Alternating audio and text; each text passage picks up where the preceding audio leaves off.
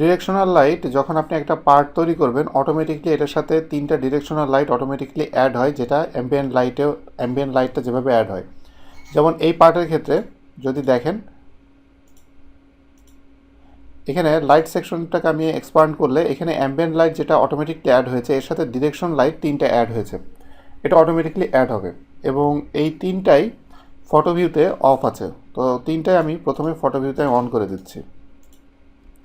এখন এটার মেন কাজটা কি? এটা হলো আপনি যদি শ্যাডো চান কয়েকটা, সেক্ষেত্রে আপনি এটা ইউজ করতে পারেন। যেমন এখানে 3টাই আমি অ্যাড করেছি, করে আমি যদি প্রিভিউ উইন্ডোতে যাই তাহলে এখানে দেখতে পারবেন যে এটা 3টা শ্যাডো এখানে সে তৈরি করেছে।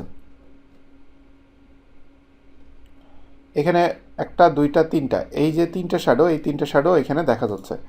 আমি নিচের 2টা আমি যদি অফ করে দিই, দেওয়ার পরে এবার আমি যদি প্রিভিউটা দেখি তাহলে দেখা যাবে এখানে যেহেতু আমি একটা ওপেন করে রেখেছি, অন করে রেখেছি, সেহেতু এখান থেকে আমি একটা দেখতে পারবো। এখান থেকে জাস্ট একটা দেখা যাচ্ছে। এটা হলো অনেক সময় সুন্দর ইফেক্ট আনার জন্য, চারদিক থেকে 4টা লাইট অ্যাড করে সুন্দর ইফেক্ট আনার জন্য ডিরেকশনাল লাইটটা ইউজ করা হয়ে থাকে। এখন ডিরেকশনাল লাইট আপনি এডিট করতে পারবেন, অথবা আপনি নতুন ডিরেকশনাল লাইট চাইলেও আপনি অ্যাড করতে পারবেন। আমি প্রথমে লাইটে রাইট বাটন ক্লিক করে শো লাইটে যদি দেই তাহলে এখানে দেখবেন যে 3টা ডিরেকশনাল লাইট আছে। এবং আমি মডেলটাকে যদি ঘুরাই তাহলে দেখবেন মডেলের সাথে লাইটগুলো ফিক্সড, লাইটগুলোর পজিশন ভেরিয়েবল না। এবং আমি এখানে যে সব সিন আছে এইসব সিনের উপর বেস করে লাইটগুলো অটোমেটিকলি আপডেট হয়ে যাবে, ডিরেকশনাল লাইট অটোমেটিকলি চেঞ্জ হয়ে যাবে।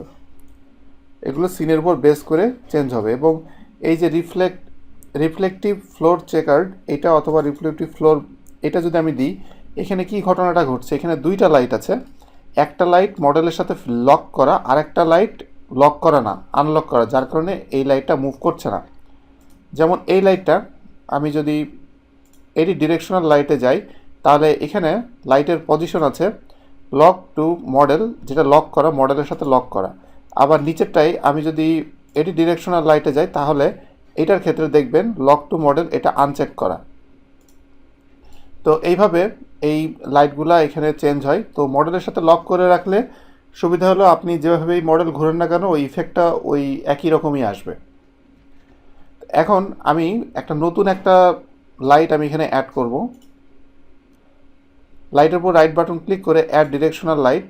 এখানে আমি যে নতুন লাইটটা অ্যাড করছি এটা পজিশন আমি গ্রাফিক্যাল উইন্ডো থেকে এভাবে চেঞ্জ করতে পারি, অথবা এটার পজিশন নিচের দিকে যদি চান, light position lock to model আমি দিয়ে রেখেছি, এটা লংজিটিউড এবং ল্যাটিটিউড দুইটাই আমি এখান থেকে ম্যানুয়ালি চেঞ্জ করতে পারবো। এভাবে আমি চেঞ্জ করলাম, লক টু মডেল দিলাম। অ্যাম্বিয়েন্ট ব্রাইটনেস এগুলো আমি চাইলে এখান থেকে চেঞ্জ করতে পারবো, বাট আপাতত এগুলো আমি ডিফল্টে যেটা আছে সেটা আমি রাখছি। এখানে একটা ইম্পর্টেন্ট অপশন আছে, keep light when scene changes. একটু আগে আমি বলেছিলাম সিন চেঞ্জ হলে অটোমেটিকলি ডিরেকশনাল লাইটগুলো রিসিট হয়ে ওই সিনের জন্য যে ডিরেকশনাল লাইট আছে সেটা অ্যাড হবে। আমি যদি এটা কিপ দিয়ে আমি এটা ওকে দিলাম, এই একটা এক্সট্রা যে ডিরেকশনাল লাইট এটাকে আমি যে অ্যাড করলাম, এখন দেখি যে এটা আসলে থাকে কি না। এখানে বেসিক সিনের ভিতরে 2টা ডিরেকশনাল লাইট আছে, কিন্তু 3 নম্বর যেটা আমি অ্যাড করেছিলাম সেটা এটার ভিতরে আছে। তার মানে সিন চেঞ্জ হলেও এই লাইটটা অলওয়েজ থাকবে, কারণ আমি এখানে keep light when scene changes এইটা আমি দিয়ে চেক দিয়ে রেখেছি।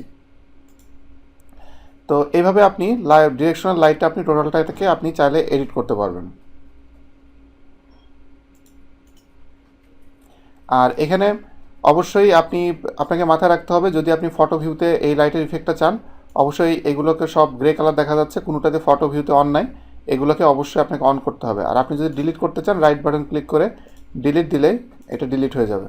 এইভাবে আপনি চাইলে সব ডিরেকশনাল লাইটগুলোকে এইভাবে আপনি ডিলিট করে দিতে পারবেন।